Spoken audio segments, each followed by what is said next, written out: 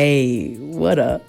Welcome to NLP Alum Podcast, where we gather our Nexus Leadership Program members together to talk about where they are in the current moment and what world building looks like for them. I am your host, Baki, and today we are having a conversation with Katrina Mendoza and Kenna. Katrina is a mama and she loves it. However, sisterhood is her jam. She's all about connection, roots, and justice. These words come alive through the messages inspired by the Fight Back series that ask us, what is our responsibility? And answers with fighting back against fury and violence with ferocious love and accountability to one another. Kenna loves moving and grooving with the people that they hold life with. They live by Black people liberation. To open the episode, I will be reading a guided meditation. Shout out to you both again, and it's been really great to be offered this guiding meditation. So we're just going to start off with gratitude. And I really hope my voice does it justice. I invite you to cup your hands together and soften your gaze towards your palms. If we look deeply into the palm of our hand, we'll see our parents, parents, and all generations of our ancestors. All of them are alive at this moment. Each is present in our body, and we are in the continuation of each of these people. We start our time by giving thanks to the Dakota people, the first nurturers of this land that we now call home, Minnesota, the land where the water reflects the clouds. To the water inside our bodies, change is constant. Through our lived experiences, we have learned many lessons on how to move forward with a consistently changing world. We are made up of over 70% water. Today we will listen to the water inside our bodies. Water takes many forms, but it never stops being water. To our stories, just as our bodies are made of flesh, our identities are made of stories. While our day-to-day experiences feel small, they are part of the larger story we are trying to tell about ourselves as people in this world. Our mistakes are never failures, only lessons. To our ancestors and the darling ways they communicate to us, there is always enough time for the right work.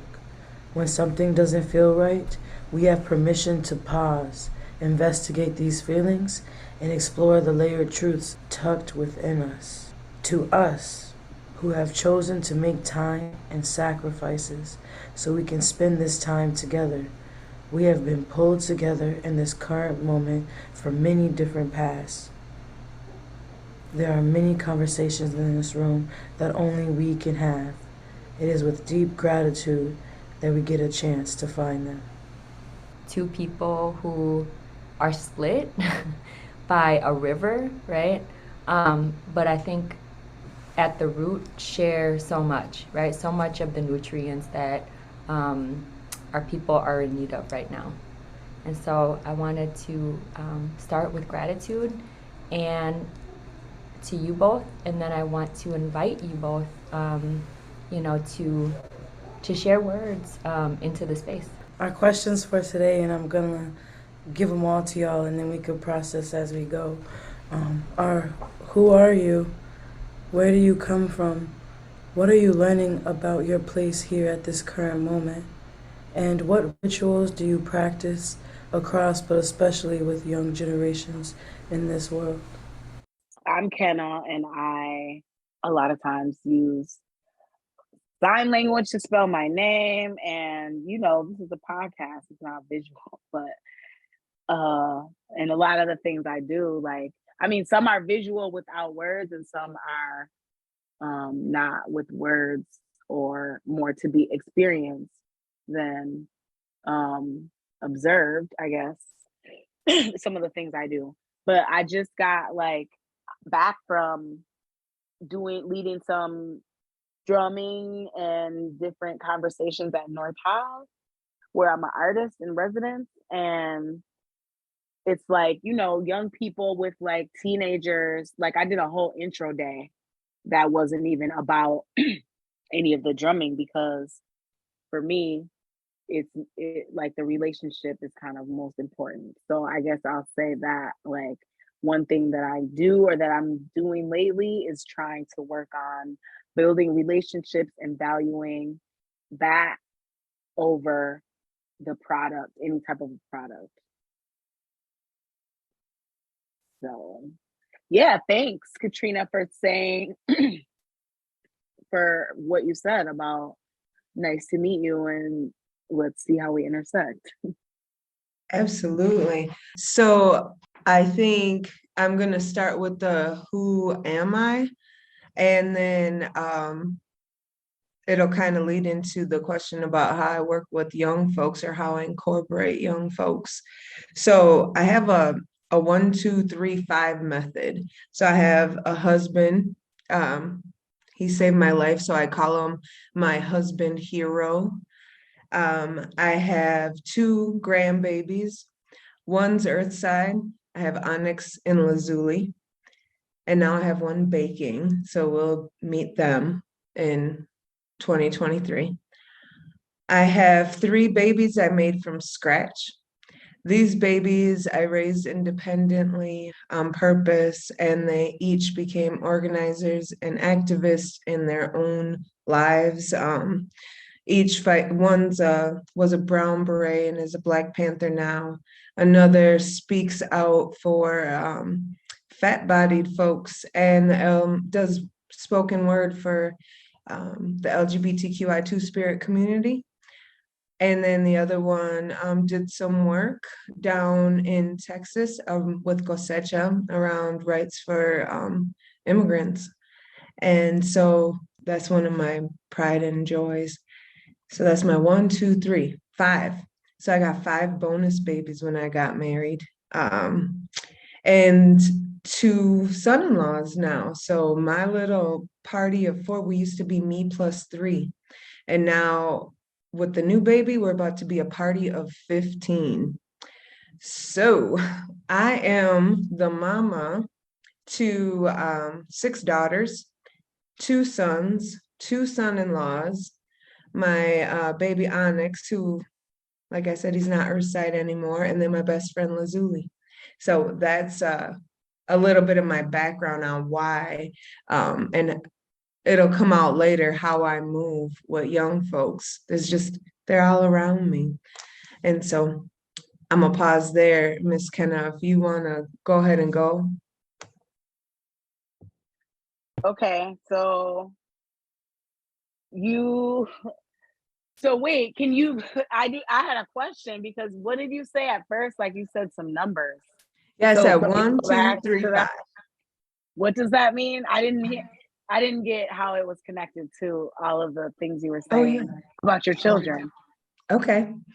My 1, 2, 3, 5. 1 husband, 2 grandbabies, 3 babies from scratch, and 5 baby bonus babies.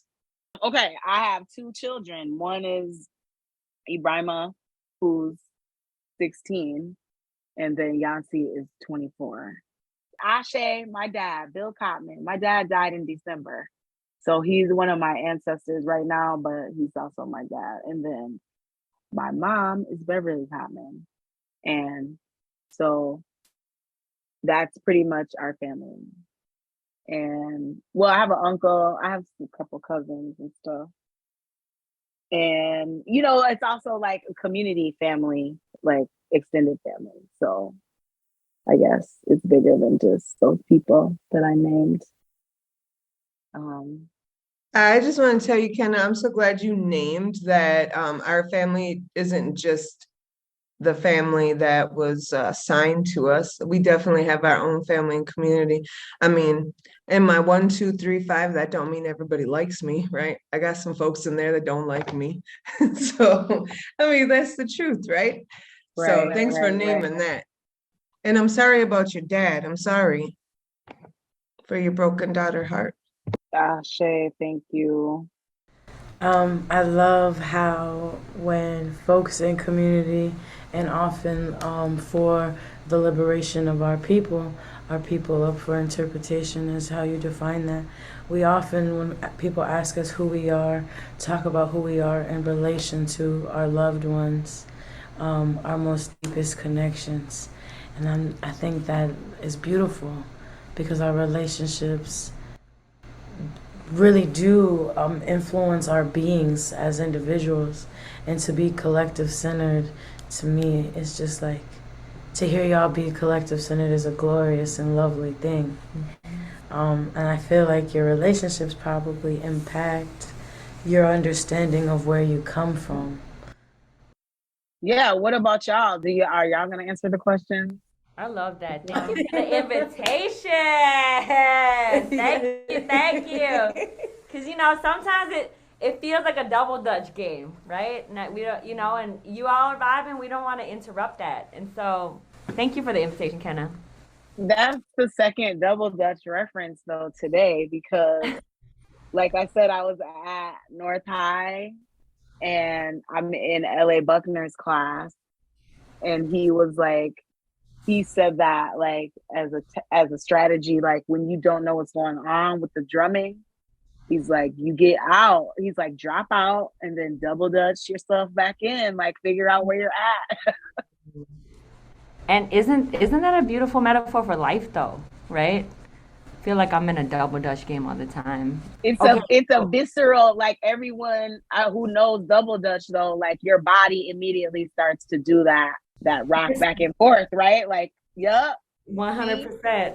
So right? visual things, but people know what we're talking about. That forward and back, that back and forth. That soothing sway, that very watchful and attentive and anticipatory sway. And like the study and the reading, right? It's a big ancestral move. That's oftentimes that's how I describe like the two timelines that I feel like we're inside of. I feel like we're inside multiple timelines, but there's one timeline that is like I call it the neoliberal timeline. So it's like the profit of the people timeline. It's the father time stops for no one, right? Come on, let's go. Money to be made, right? Or policies need to get passed, or this deliverable needs to get done, and then there's this like community timeline that is like more values based, right? It's a different pace, and it's whatever the pace of the community is, right? It's a lot of reading and a lot of moving, a lot of dancing, actually. And I feel like this is the timeline that we're all like tasked to hold, right? And the twirling, I'm describing the twirling. That's right. Thank you, Kenna. And then I'm twirling these two timelines, these community timeline and this neoliberal timeline, right? That I think all of us who are living, all of our living relatives is really trying to figure out, how to live inside of, how to dance inside of, how to operate inside of. And I think we're at a place where we might be questioning the timeline. But I don't know. I'm meditating on this still. No. I'm definitely questioning it. And I'm here to let you know, like, me and my crew of collaborators are actively like reinforcing each other, because one person will be like Jayanthi will be like, oh my gosh, I was late. And then I'll be like, nope, remember that you got there right when this happened. And that was when you needed to come, because if you had came before that, then this, whatever, you wouldn't have been in position. Or then I'll be like, oh my God, like it was chaotic. It was overwhelming. And then Jayanthi will be like, nope, remember that you said you were working on this, and so you got a chance to practice that. So it's like the way that we hold the different ways of knowing and the different ways of understanding time, and then keep on helping each other to remind each other that that's what we're doing. I like taglines. I love choruses in life. I love hooks in life. Hanging out with musicians, I'm always in the mood for a good hook, a good tagline. So the most simplest way I can answer who I am is I'm a Black native trickster who likes to break illusions and cast spells. Yeah, and then also the child of Lewis Porter II and Ian McMillan Porter. Okay. Yes, part of the Porters of North Minneapolis. North Side? I love it. So I am we in line Mary Kim. Everybody calls me MK. Been called MK by my gym teacher since I was in kindergarten. And then MK as a chosen name in high school when I started high school at a new school. But I was born, when I married Kim. So my parents, I'm Viet, second generation. I am here in Minnesota, Makoche, because the United States was over there, where my motherland is, right? And um, fire erupted in our homeland, and seeds shot across. Southeast Asians, I call us seeds, Southeast Asian diaspora. We just shot across the world. And my parents, they were assigned to this area. And Dakota land, St. Paul, Minnesota. And they laid roots here. And for years and years, for decades and decades and decades, they quietly buried themselves in Dakota soil that's been laced with toxins such as white supremacy, right? White is always right, right? It's a man's world, right? And people can accumulate at the expense of other people. Those are the things, these are the narratives, right, that we get taught. And my parents tried real hard. So I came from, I was raised in the Frogtown area of St. Paul. And now I'm raising my babies there. I have two little ones that came from my womb, and I am an auntie to many, a community auntie to many. I'm accountable to all, right? I'm accountable to all the babies, right? All the babies. I answer, though, to Maxfield young people, to St. Columba young people, or Đức Mẹ Đồng Công young people who I teach Viet school at on Sundays. And those are and to my own children. And then the daycare, right? Or the creative kids daycare that helps raise my babies and is my next door neighbor, right? So we're really deep together. We roll really deep together. What else is there? And what I'm learning about my place here is that I think I've been gifted a really deep kinship with the bumblebee, right? And with mycelium, or with mycelium. I feel like drawing from their wisdom, I do a lot of cross-pollination work and a lot of connectivity work, right? I think a lot of us are, like, I guess you could be considered what am I trying to say? I guess I'm like been meditating on this idea of being a connective. I don't think a lot of people say creative, but I don't think I'm creative actually, because like I always have to draw from, like I always have to be linked up, right? I don't self-generate, like I connect, and that's like a power that I didn't know how to name until maybe like 4 years ago. And but I'm connective tissue, right? I'm mycelium, I'm fungi, I'm bumblebee. And these are the relatives that I pay a lot of attention to and learn a lot from, as well as dandelion. That's a new relative that I'm really developing a good intimacy with, because they teach me a lot about how to be a taproot, how to dig in the soil as deeply as possible, even when it's unpopular and not really understood well. Okay, well, I will just jump in and say, like, I'm having drum practice tonight with some younger people than me. Pretty much everybody I work with is younger than me. Even if it's only by like 10 years. But so, and like I have came a long way, I think, since I started working with people that were, I guess, more my same age. Cause like when I started work, like teaching dance or whatever as like a teenager or something, like if anything, I was like maybe a couple months older than the people. So like just going away from control, like that's been the overarching theme of the change and the movement is like, it used to be for me all about like, oh, the control, like how quiet is it or how much do people snap to what I say? And now it's more like, oh, how much did I get to know this young person? How much of a gift was I given by this person, like being vulnerable and trying something new, or asking me like, wait, what? Or like just all the different things that I now see as a privilege, is that being mine. Whereas before I'm thinking like, you better respect me, so I'm like, I'm like having way more fun because like someone will be like, oh, this, whereas before I would have shut it down. And then I'm like, oh, wait, actually now we're having more fun because you said you wanted to play the cymbals.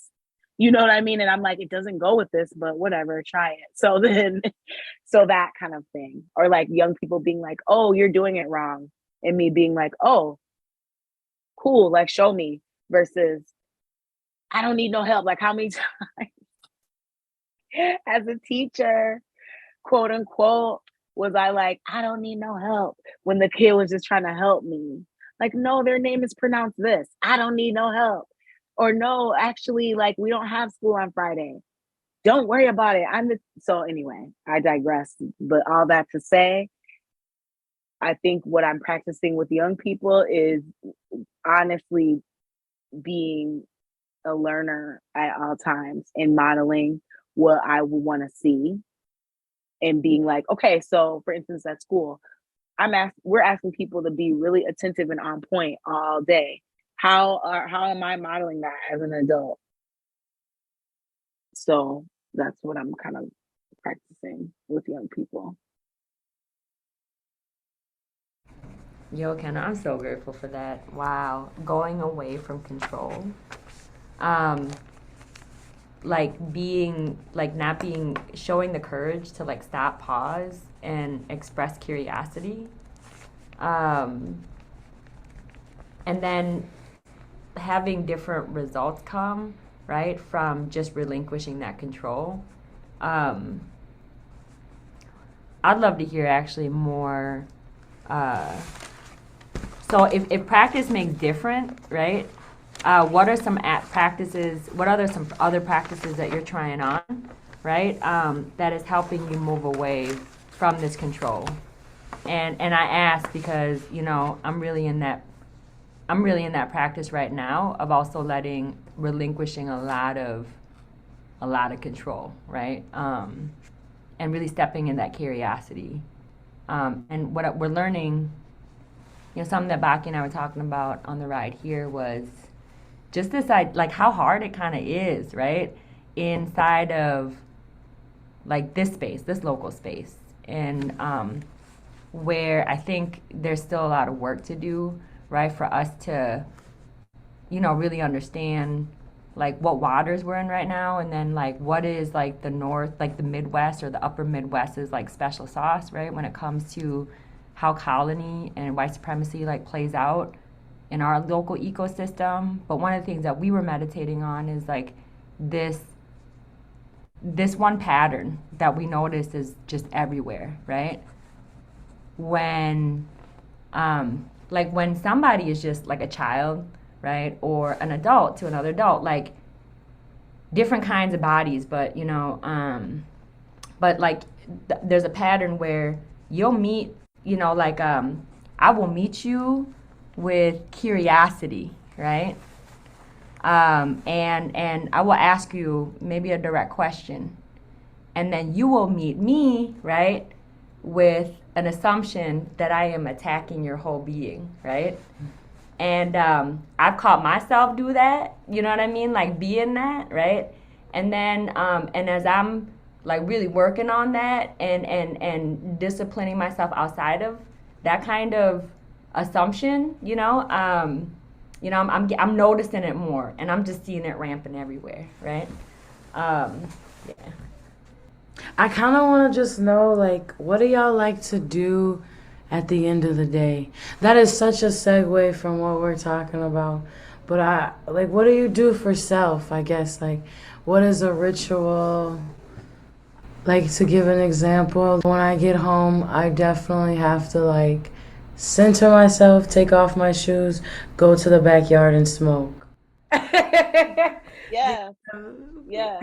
I am trying to not, okay, there's this Tony Jones is the artist who has these affirmations. And one is like, I'm not going to be governed by like what day of the week it is. So I feel you on a ritual, but I'm also trying to do like disperse it throughout my day so that I don't feel like I'm governed again by the other time. So I'm gonna pass it though, because Katrina, I did want to hear for your voice. And I do have a question for you too after you answer it. All right.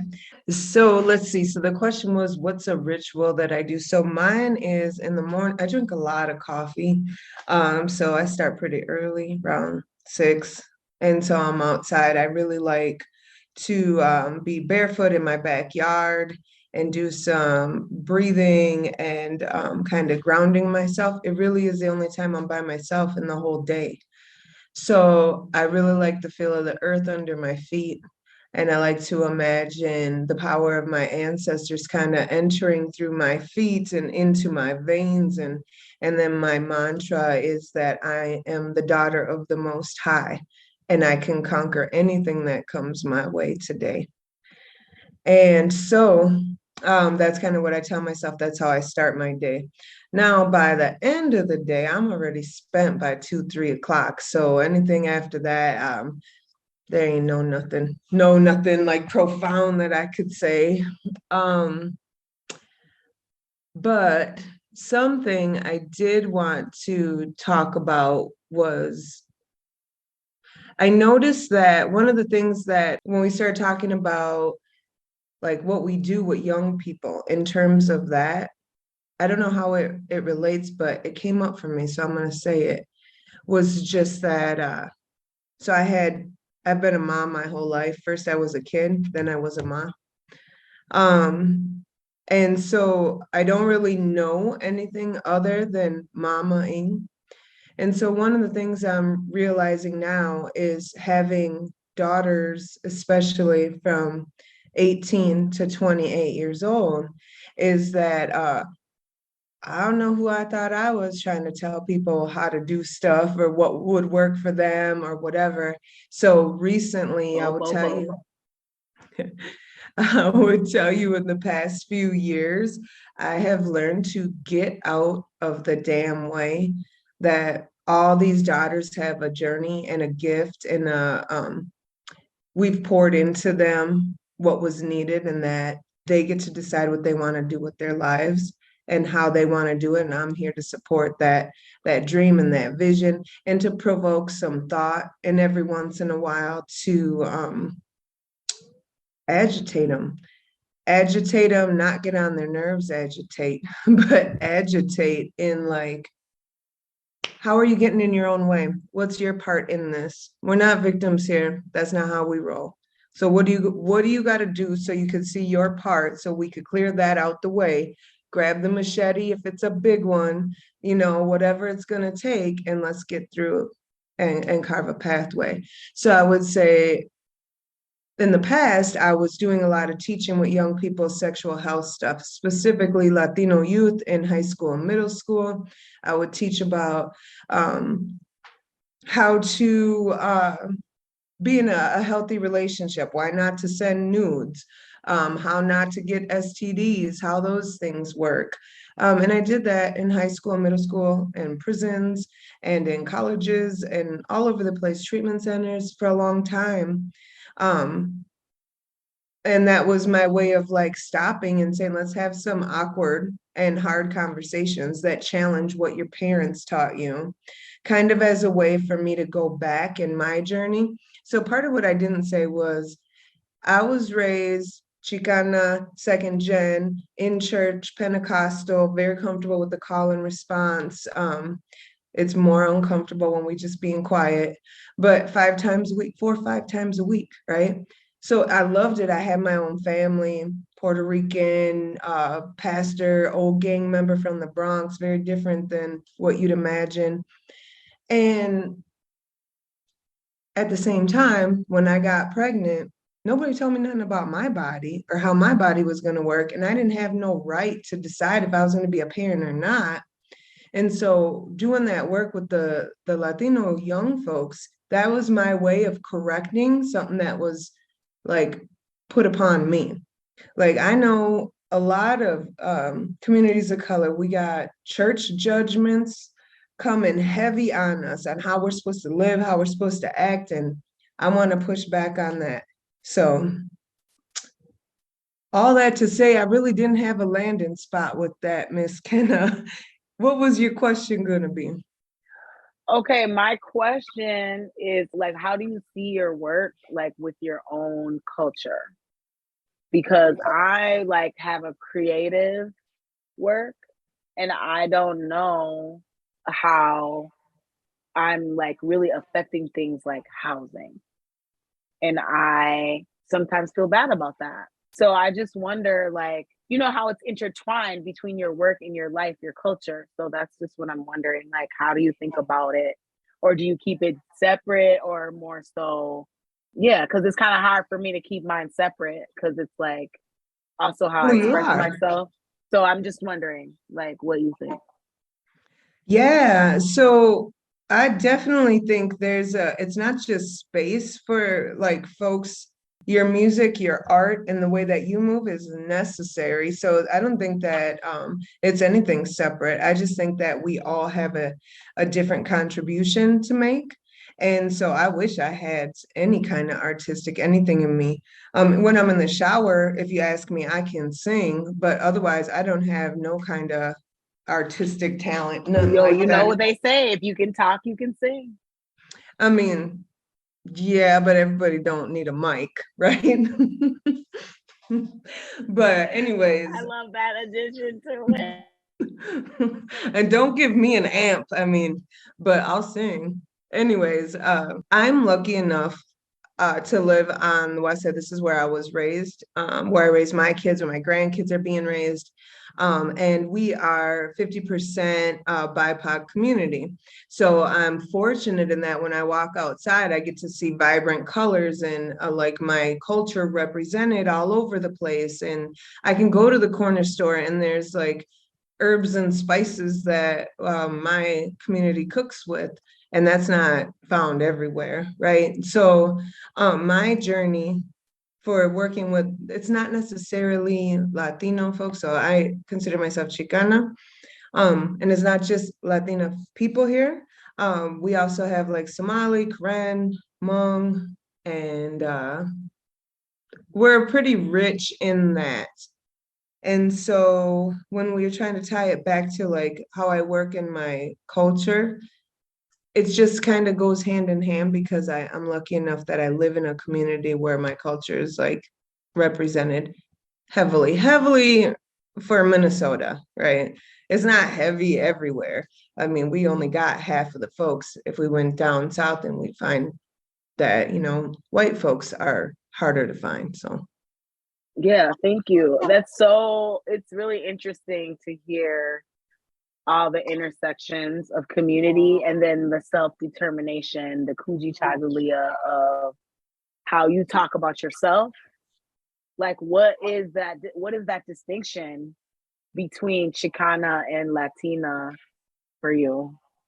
mm, thanks for asking. So for me, I said this with the most love I could possibly say it, but I'm the product of two high school sweetheart hippies, free loving hippies, okay? One was very dark, beautiful brown skin, and he had big old afro. They're ninth and 10th grade, and knuckleheads, right? That's what my mom called them. Anyway, so my biological mom, her family was poor and heavy on the racist. My dad's family was farmers immigrated here from Mexico and Colorado and heavy on the Jesus. My biological mom, her family pretty much like disowned her and didn't like that I was going to be a mixed child. So my paternal grandparents raised me. And so that's why I have like not very confident distinction in what it is when I'm describing myself. Like I was raised second gen, not I am second gen. Because these scripts that we're given about who is what and how we should act is, yeah, that's not my jam. So my parents that raised me, my mom was second generation. She's my mom who raised me. She's American paternal grandma, but I was raised, she was my mom. So I was raised from a mindset of a second gen person, a citizen here, right? She wasn't a citizen till Clinton was in office. So that's why when you hear me talking, it's very separated. I think if we had more time together, I'd actually be able to, we'd be able to kind of settle in and get more clear on what's like who's who and where we're coming from in this space. Then I feel like our conversation would have had the opportunity to get like deeper and more rich. I love to hear you talk about your lineage and the connections between generations or cultures. So I'm interested in what you were saying earlier about working with folks on sexual health and like, you know, their own self-care, being like, hey, let's not get diseases and stuff like that. So like the way that society wants to compartmentalize it, and you're talking about stuff goes hand in hand. So it's just cool to hear how you explain how you're walking in your truth, which is another way of saying being authentic.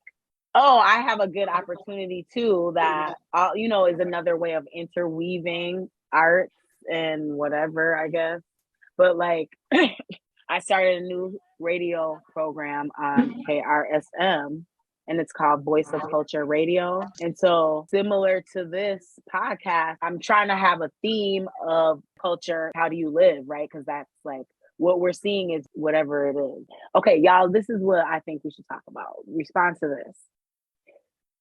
I am not trying to say anyone isn't what they want to say they are. However, I feel like everyone's mind works differently and everything is on a spectrum. So why do we label and say, oh, you have this disorder, or oh, you have this condition, or oh, you have this blah, blah, blah.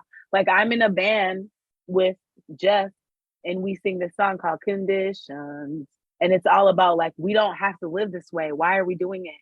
So when I think about how there's a bunch of people who didn't like to wear socks, or there's a bunch of people who only wanted to do the swings, or who wanted to hear the same song over and over, you know, like there's just so many different things that your brain could be. Why would we spend time categorizing instead of being like, oh, cool. So anyway, I guess what I'm submitting to talk about is like, what are the ways that you maybe feel like your brain is different, quote unquote, but when you really think about it, we're all different. Because one of mine is like, I do think words really are literal. Like I take words really literally. And I'll be like, did you mean that? Did you mean, you know, whatever the meaning of the word is? Or are you not being as literal with the word? So that's one way I would say my brain sometimes throws me for a loop. Kenna, this is a nutritious question. You know, I really love that you just you had a question and you offered it up, and it just made me start thinking about the ways we show up. So I'm going to answer your question first, though. For me, I'm emotionally driven, so everything hits me in the feels, good or bad. And so when we're talking about like our brains work different. So whenever you speak with me, I'm always like, well, how does that make you feel? And how did that make you feel? How do you feel about having Chinese food tonight? It doesn't matter what it is. It's always the word is feel. For example, and my husband is like, well, what do you think about this? What do you think about that? So you can kind of hear it showing up, but I too honor and have been showing up or seeing it show up that the scripts, again, it's the script that we're given that if I'm emotionally driven, that maybe I'm anxious, I guess they'd call it now, or I'm, you know, whatever, anything that's around your emotions, you're depressed or you're anxious or you're OCD or you have ADD or whatever it is. So I agree. I've been seeing that show up instead of celebrating these differences. That's like, oh, that's cool. Or similarities. Yeah. And so, I mean, that used to be the way we used to do it. So you're describing like a way of knowing, like emotional, like you're keyed into the emotions of it all. And that is a way of knowing, you know, so I'm like reminding myself and you that that's like a way of knowing where, like, right, the script, like you say, like, I like that. Seems like a perfect word when I'm like, and I'm sure like you're super intentional. So I'm sure that you use the word script really intentionally because it's like it's written by someone else. You know, Baki talks about Yeah. you being doing plays where you're like, okay, I have to say these words, but how am I gonna say it though? Yes. Because you know, so it's Mm-hmm. like the script that says that emotional operating off of emotions or that intelligence is not like valuable or it's not good. Like, oh, you were like super emotional when you made that decision. So or like even emotional as a thing, what do you want?